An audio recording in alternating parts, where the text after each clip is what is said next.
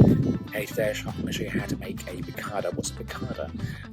Basically, it doesn't exist in the United Kingdom, and so you are probably very unfamiliar with the term. Basically, you use it to enhance like soups or dishes, lentils, and stuff like that. It's very, very versatile. Basically, you could just like throw it on anything. You can even throw it on like a spaghetti bolognese if you wish to. It has bread. It has garlic, and it has some form of parsley.